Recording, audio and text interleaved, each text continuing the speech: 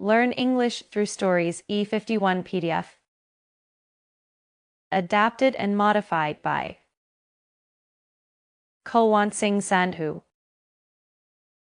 Contents 1. Parrot who wouldn't talk. 2. Grandpa fights an ostrich. 3. The elephant and the cassowary bird. 4. Air pollution. 5. Grammar page. 1. The parrot who wouldn't talk.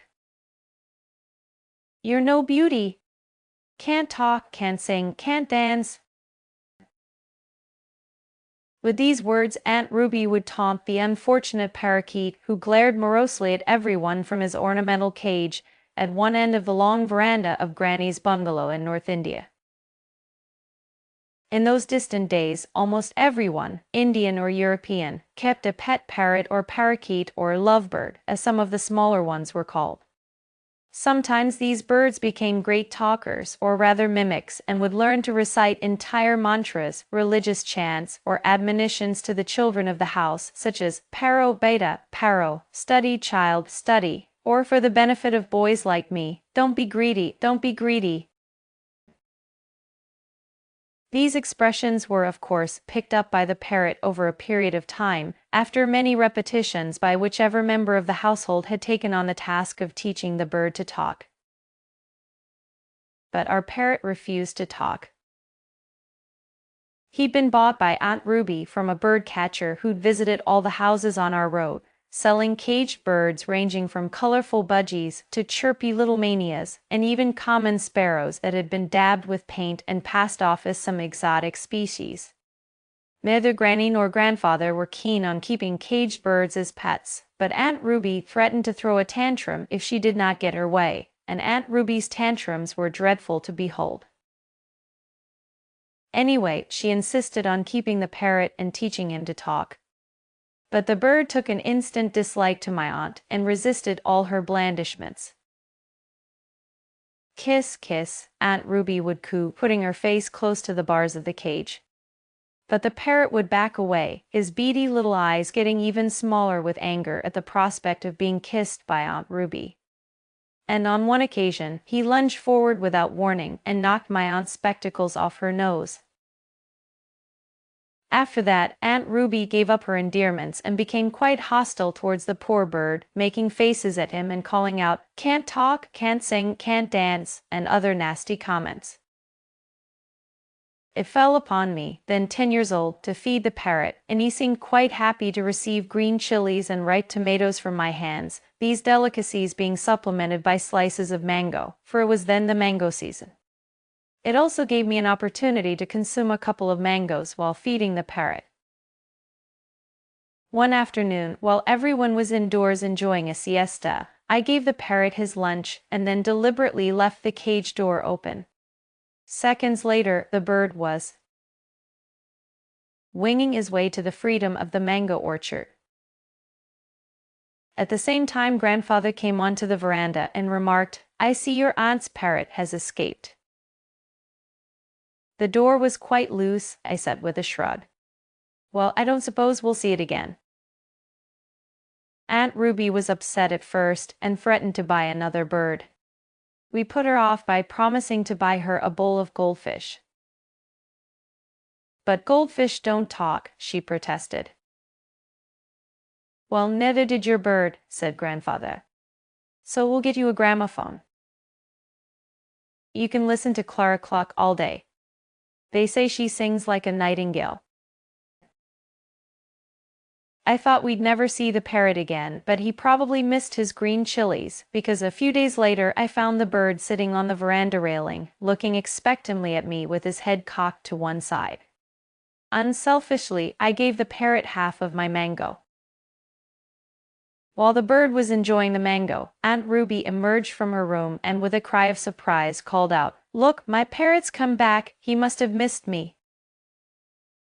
With a loud squawk, the parrot flew out of her reach and, perching on the nearest rose bush, glared at Aunt Ruby and shrieked at her in my aunt's familiar tones, "You're no beauty, can't talk, can't sing, can't dance." Aunt Ruby went ruby red and dashed indoors. But that wasn't the end of the affair. The parrot became a frequent visitor to the garden and veranda, and whenever he saw Aunt Ruby, he would call out, "You're no beauty, you're no beauty, can't sing, can't dance." The parrot had learned to talk after all. 2. Grandpa fights an ostrich. Before my grandfather joined the Indian Railways, he worked for a few years on the East African Railways, and it was during that period that he had his now famous encounter with the ostrich. My childhood was frequently enlivened by this often-told tale of his, and I give it here in his own words, or as well as I can remember them. While engaged in the laying of a new railway line, I had a miraculous escape from an awful death. I lived in a small township, but my work lay some 12 miles away, and I had to go to the work site and back on horseback. One day, my horse had a slight accident, so I decided to do the journey on foot, being a great walker in those days. I also knew of a shortcut through the hills that would save me about 6 miles. This shortcut went through an ostrich farm, or camp, as it was called. It was the breeding season. I was fairly familiar with the ways of ostriches, and knew that male birds were very aggressive in the breeding season, ready to attack on the slightest provocation, but I also knew that my dog would scare away any bird that might try to attack me. Strange though it may seem, even the biggest ostrich, and some of them grow to a height of 9 feet, will run faster than a racehorse at the sight of even a small dog. So, I felt quite safe in the company of my dog, a mongrel who had adopted me some 2 months previously. On arrival at the camp, I climbed through the wire fencing and, keeping a good lookout, dodged across the open spaces between the thorn bushes.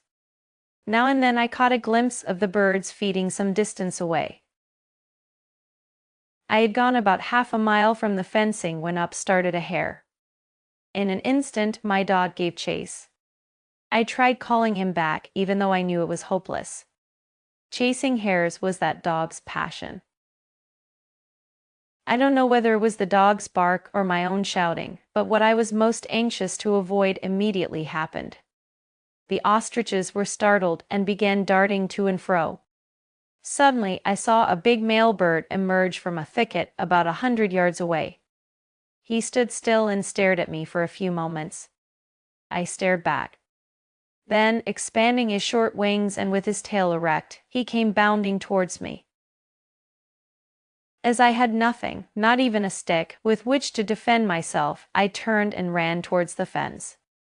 But it was an unequal race. What were my steps of 2 or 3 feet against the creature's great strides of 16 to 20 feet? There was only one hope: to get behind a large bush and try to elude the bird until help came.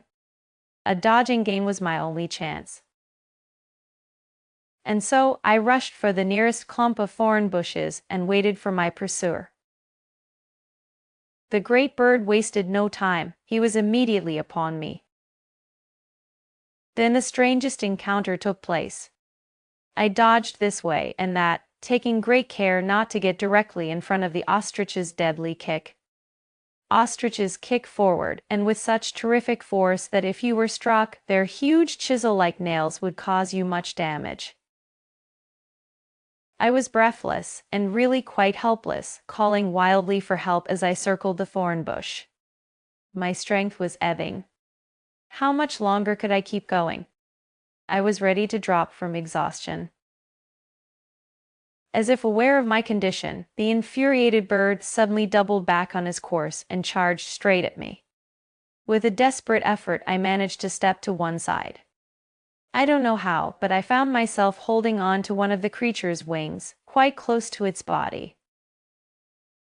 It was now the ostrich's turn to be frightened.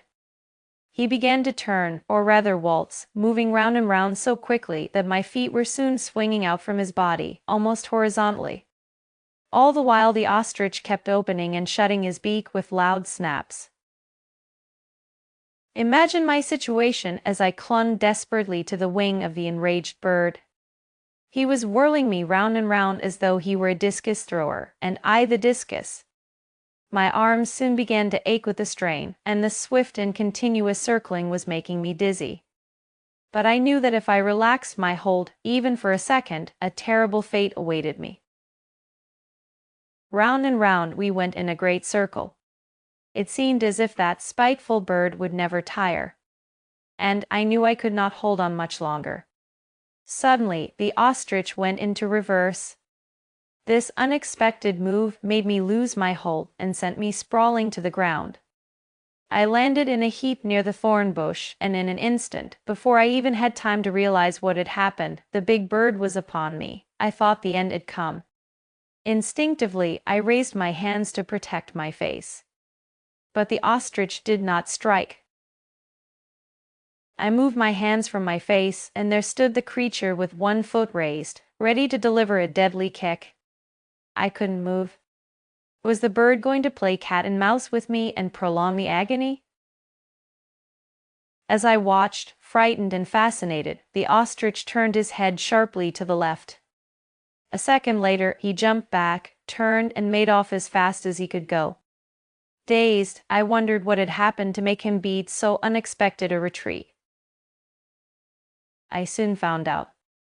To my great joy, I heard the bark of my truant dog, and the next moment he was jumping around me, licking my face and hands. Needless to say, I returned his caresses most affectionately. And I took good care to see that he did not leave my side until we were well clear of that ostrich camp. 3. The elephant and the cassowary bird. The baby elephant wasn't out of place in our home in North India because India is where elephants belong, and in any case our house was full of pets brought home by grandfather, who was in the forest service. But the cassowary bird was different. No one had ever seen such a bird before, not in India. Grandfather had picked it up on a voyage to Singapore, where he'd been given the bird by a rubber planter who'd got it from a Dutch trader who'd got it from a man in Indonesia. Anyway, it ended up at our home in Daira, and seemed to do quite well in the subtropical climate. It looked like a cross between a turkey and an ostrich, but bigger than the former and smaller than the latter, about 5 feet in height. It was not a beautiful bird, nor even a friendly one, but it had come to stay, and everyone was curious about it, especially the baby elephant. Right from the start, the baby elephant took a great interest in the cassowary, a bird unlike any found in the Indian jungles.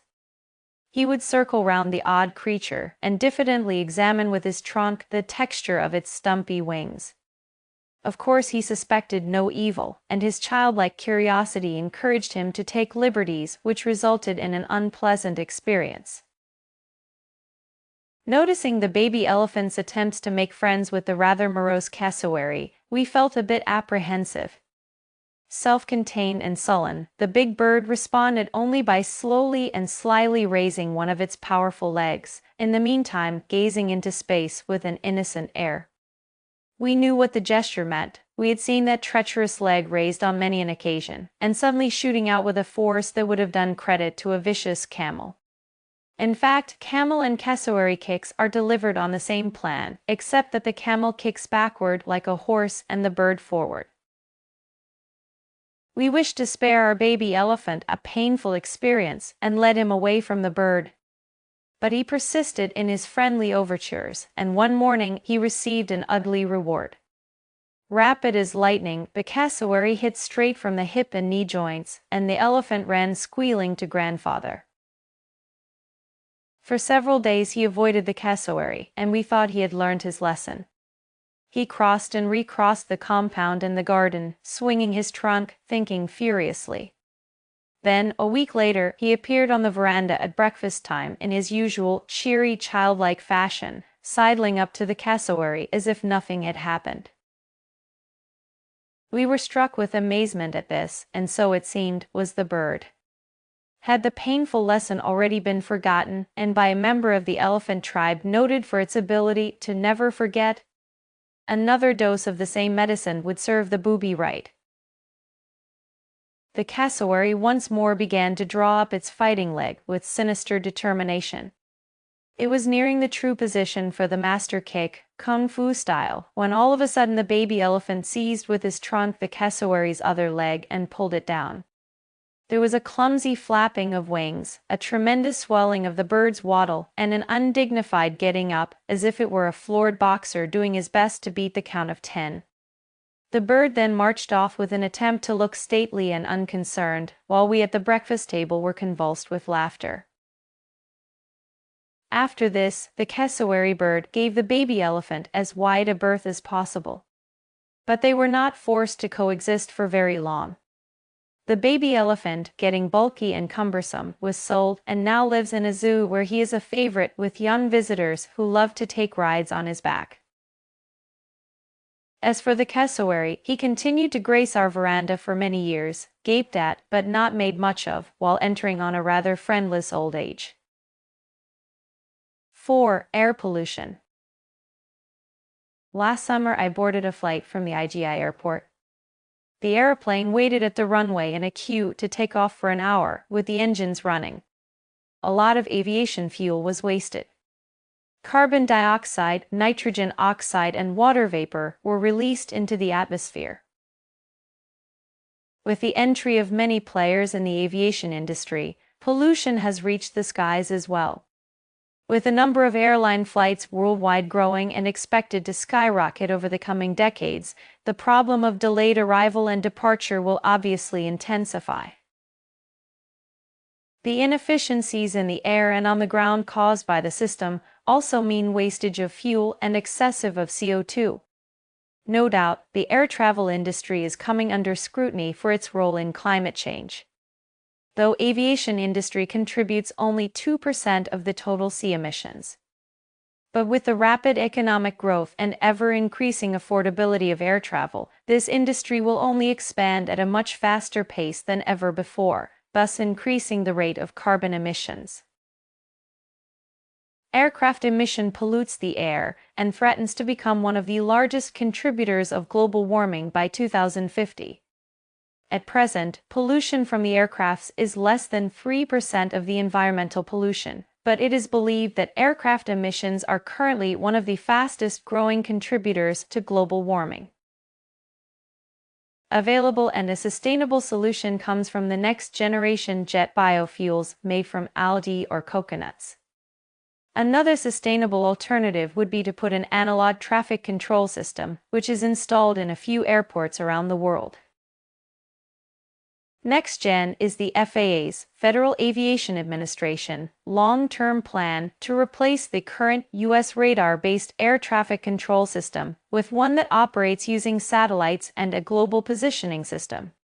Instead of a radar system that updates the position of planes only as often as its dish rotates every 12 sec or so, NextGen will use satellite data to locate planes in real time.